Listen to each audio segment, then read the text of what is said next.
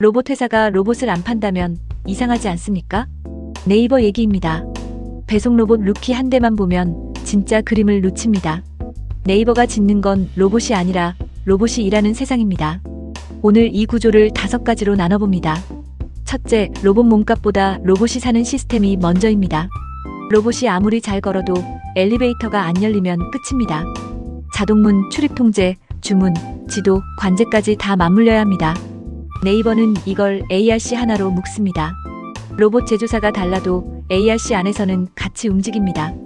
그래서 네이버가 세는 숫자는 팔린 로봇 대수가 아닙니다.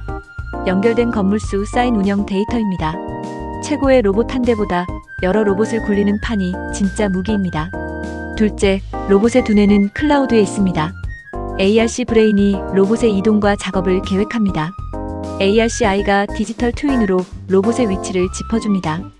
ARC 마인드는 개발자가 로봇 서비스를 직접 만들게 해줍니다.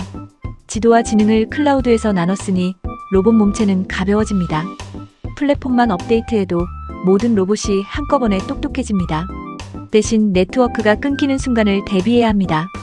셋째, 로봇이 세상을 이해하는 방법은 디지털 트윈입니다.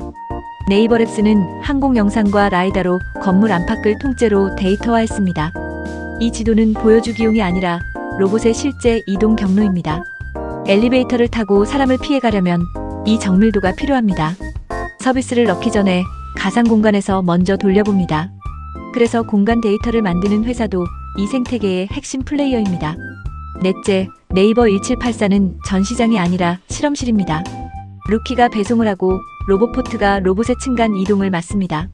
몇 년간 실제로 굴리면서 엘리베이터 대기와 네트워크 장애 같은 진짜 문제가 드러났습니다. 그 문제를 푼 데이터가 다시 시스템을 고칩니다.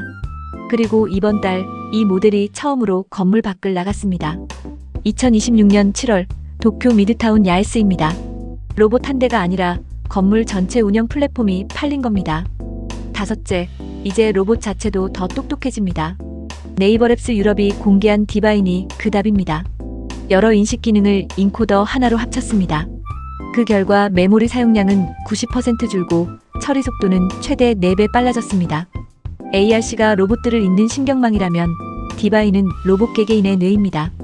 이 둘이 만나면 청소와 순찰, 물류까지 서비스가 넓어집니다. 국내 기업의 기회도 로봇 완제품에만 있지 않습니다. 센서, 충전, 공간지도, 관제, 보안까지 자리가 있습니다. 대신 건물별 구축 비용과 보안 문제는 아직 숙제로 남아 있습니다. 질문 하나 남깁니다. 여러분 제품은 로봇 한 대에 들어가는 부품입니까? 생태계의 일부입니까? EX게이트 AI는 중소기업의 성장 파트너입니다. 구독과 좋아요, 알림 설정으로 다음 로봇 생태계 시그널을 확인해 주십시오.